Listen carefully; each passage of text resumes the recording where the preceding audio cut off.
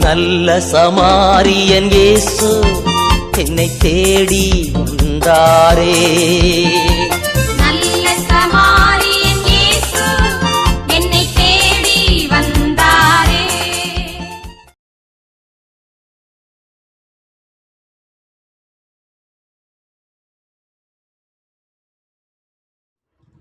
கிறிஸ்துவுக்கு பிரியமானவர்களே, வாரம் ஒரு குறிஞ்சிற தலைப்பிலே இந்த நாளுமாக உயிர்த்தெழுதலுக்கு காரணமாயிருந்த கல்லறை பற்றி நாம் சற்று தியானிப்போம். நாம் எல்லாம் சிலுவை பாதையின் கடைசி ஸ்தலத்திலே இயேசு அடக்கம் பண்ணப்படுவதை ஒரு ஸ்தலமாக வைத்து தியானிக்கும். ஜெபமாலை தியானிக்கும் போது இயேசு அடக்கம் பண்ணதை பற்றி தியானிக்கும். ஏன் இந்த அடக்கத்துக்கு இவ்வளவு முக்கியத்துவம் கொடுக்கப்பட்டிருக்கிறது, ஏன் திருச்சபையில் இவ்வளவு முக்கியத்துவம் கொடுக்கப்பட்டிருக்கிறது, ஏன் வேதத்தில் முக்கியத்துவம் கொடுக்கப்பட்டிருக்கிறதை நாம் சற்று தியானிப்போம். நாம் எதேச்சையாக எல்லாத்தையுமே மேலோட்டமாக பார்த்து கொண்டிருக்கிற இந்த வேளையிலுமாக இயேசுவின் பாடலில் தியானித்து முடித்து அவரது உயிர்த்தெழுதலுக்குள் நாம் கடந்து வந்து விட்டோம். எனினும் அவர் உயிர்த்தெழுதலுக்கு முக்கிய காரணமாக இந்த கல்லறை பற்றி இன்றைக்கு நாம் சற்று தியானிப்போம். யோவான் நற்செய்தி 19ஆம் அதிகாரம் 38-42 வரை நாம் வாசிப்போம். இவைகளுக்கு பின்பு அரிமத்தியா ஊர் எனும் யூதருக்கு பயந்தனால் இயேசுக்கு அந்தரங்க தீட்சணமாகிய யோசேப்பு இயேசுவின் சரீரத்தை எடுத்துக்கொண்டு போகும்படி பிலாத்துவிடத்திற்கு உத்தரவு கேட்டான். பிலாத்து உத்தரவு கொடுத்தான். ஆகியால் அவன் வந்து இயேசுவின் சரீரத்தை எடுத்துக்கொண்டு போனான். ஆரம்பத்திலே ஒரு ராத்திரியிலே இயேசுவிடத்தில் வந்திருந்த நிக்கோதேமு என்பவன் வெள்ளைப்பழமும் கரிய பழமும் கலந்து ஏறக்குறைய 100 ராத்தல் கொண்டு வந்தான். அவன் யூதரின் இயேசுவின் சரீரத்தை எடுத்து யூதர்கள் அடக்கம் பண்ணும் முறைமையின்படியே அதை சுகந்த வர்த்தகங்களுடைய சீலைகளை சுற்றி கட்டினார். அவர் சிலுவையில் அறையப்பட்ட இடத்தில் ஒரு தோட்டமும் அந்த தோட்டத்தில் ஒரு காலம் ஒருவனும் வைக்கப்பட்டிராத ஒரு புதிய கல்லறையும் இருந்தது. யூதருடைய ஆயத்த நாளாக இருந்தபடினாலும் அந்த கல்லறை சமீபமாக இருந்தனாலும் அவ்விடத்திலேயே இயேசுவை வைத்தார். கிறிஸ்துவுக்கு பிரியமானே, நடக்கத்தை குறித்து யோவான் நற்செய்தி தெளிவாக நமக்கு சொல்லியிருக்கிறார். எப்படியெல்லாம் நடக்கும் என்று வேதத்தில் கற்றுக் கொடுக்கப்பட்டது. வேதத்தில் என்ன தீர்க்க தரிசனம் சொல்லப்பட்டது. நார்மலாக இயேசுவை அறையும் போது சிலுவையில் அறையப்படும் எந்த சரீரத்தையும் வந்து உரிமை கொண்டாட யாரும் வரமாட்டார். ஏனெனில் அவர்கள் ஏதோ ஒரு பாதக செயல் செய்தனால்தான் சிலுவை அறையப்பட்டிருக்கார். நாம் போய் அதை கேட்டால் நமக்கு ஏதோ பிரச்சனை வரும் என்பதற்காக இந்த சிலுவையிலிருந்து அந்த பிரேதத்தை வாங்க வரமாட்டார். எனவே அந்த பிரேதத்தை தூக்கி பிரேத குழி என்று இருக்கும் இடத்தை தூக்கி எரிந்து விடுவார். அடக்கமெல்லாம் செய்ய மாட்டார். இது ரோமருடைய பழக்கம். இங்கே இயேசுவும் அந்த நிலையத்தால் சிலுவையில் அறையப்படுகிறார். இவருடைய சரீரத்தை வாங்க சீடர்களோ உறவினர்களோ நண்பர்களோ அற்புதம் பெற்றவர்கள் யாரும் வரவில்லை. யார் வந்தார் என்றால் யோசேப்பு என்று ஒருவர் வருகிறார். அரிமத்தியாவினுடைய யோசேப்பு. அவர் ஒரு செல்வாக்கு மிகுந்த மனிதர். யூத சங்கத்திலே ஒரு மெம்பராக இருக்கிறார். அந்த உரிமையை பயன்படுத்தி கொண்டு அவர் போய் பிலாத்துவிடத்தில் கேட்கிறார். பிலாத்து உத்தரவு கொடுக்கிறார். அதற்குள் இறந்து விட்டார் என்கிற உத்தரவு இல்லை. சரீரத்தை எடுத்து வைத்துவிட்டு தனக்கென ஆயத்தம் பண்ணி வைத்திருந்த ஒரு புது கல்லறை. எல்லா வார்த்தைகளையும் கவனிக்கணும். இது ஒரு கல்லறை. முதலில் வெளியே தூக்கி சரீரத்தை போடப்படவில்லை. தனக்கென்று ஆயத்தப்பட புது கல்லறை, யாரையும் வைத்தரவில்லை. இப்படியெல்லாம் வேதத்தின் வார்த்தைகள் கொடுக்கப்பட்டிருந்தால் அடக்கம் பண்ணப்படுவது எவ்வளவு முக்கியத்துவம் என்று பாருங்கள். நாம் இன்னும் அந்த அடக்கத்தை குறித்து பிரேத கொள்கை இருந்தன என்பதை பற்றி வாசிப்போம். 53ஆம் அதிகாரம் 9ஆம் வசனத்திலே நாம் வாசிக்கிறோம். இடுக்கடலின் நியாயம் தீர்ப்பினவர் எடுக்கப்பட்டார். அவருடைய வம்சத்தை யாரால் சொல்ல முடியும்? துன்மார்க்கரோடு அவருடைய பிரேத கொலியை நியமித்தார்கள். துன்மார்க்கரோடு அவர் பிரேத கொலியை நியமித்தார். ஆனாலும் அவர் மரித்தபோது ஐஸ்வர்யாவோடு கூட இருந்தால் அவர் கொடுமை செய்யவில்லை, வாய் வஞ்சனை இருந்தது. இதெல்லாம் ஏற்கனவே கொடுமை செய்வரோடு சேர்ந்தவர் பிரேத கொலி போடக்கூடியவராக ரெடியாக இருந்தாங்க. ஆனால் அவர் ஐஸ்வர்யனாக. யார் இந்த ஐஸ்வர்யவான்? அவர்தான் அரிமத்தியாவினுடைய யோசேப்பு. அவரோடு இருந்ததினாலே அவர் அந்த கல்லறையில் அடக்கம் பண்ண அவர் எடுத்து வந்தார். பிரேத குழியில் போட்டு இயேசு உயிர்த்தெழுந்தார். ஏதோ ஒரு பிரேதம் உயிர்த்தோடு வந்து விட்டது என்று சொல்லியிருப்பார்.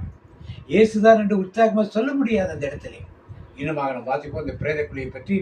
ஏசாயா புத்தகம் 65:4ஆம் வசனத்திலே பிரேத கொலையில் உட்கார்ந்து பாலாளத்தங்களை ராத்தங்கி என்று கொடுக்கப்பட்டது.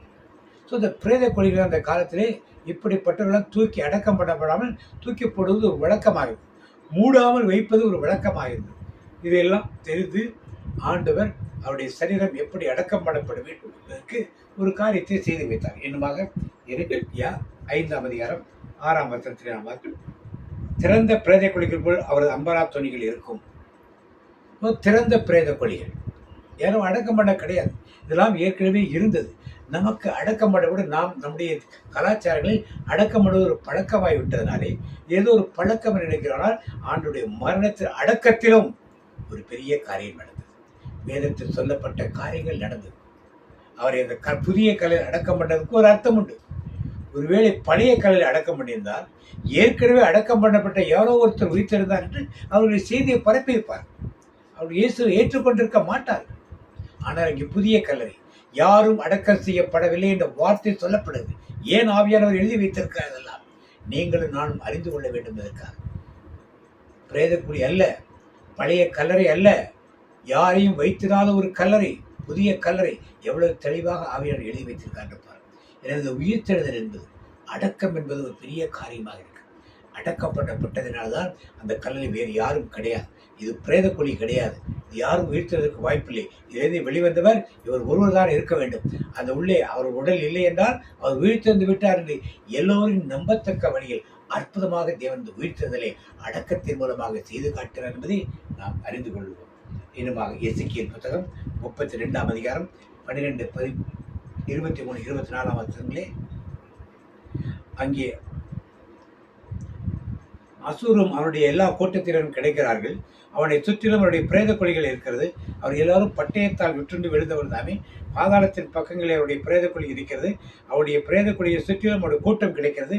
ஜீவனுடைய தேசத்திலே கெடி உண்டாக்கிய அவர்கள் எல்லோரும் பட்டயத்தால் விட்டுண்டு விழுந்தவர் என்று பிரேத குழிகளை பற்றி தீர்க்கதரிசன புத்தகங்கள் ஏசாயா, எரேமியா, எசேக்கியேல் எல்லோரும் தெளிவாக எழுதினார். இதை நாம் அறிந்து கொள்ளும் பொழுதுதான் அடக்கத்தின் முக்கியத்தை அறிந்து கொள்ள வேண்டும். இன்னுமாக எசேக்கியேல் தீர்க்கதரிசி 37ஆம் அதிகாரத்தை பிரேத குழி என்று பேசுகிறார்.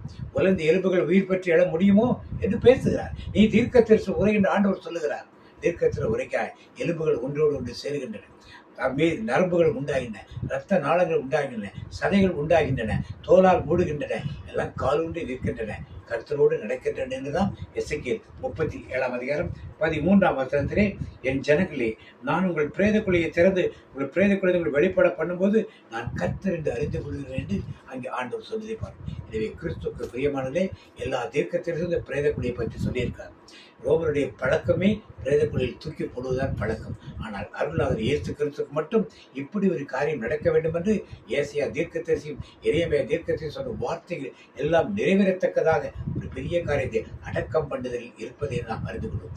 ஏதோ ஒரு ஸ்தலம் வைத்து விட்டார், ஏதோ ஜோமாலையில் ஒரு மணி, ஒரு 10 மணி வைத்து விட்டார்கள் என்று அல்ல.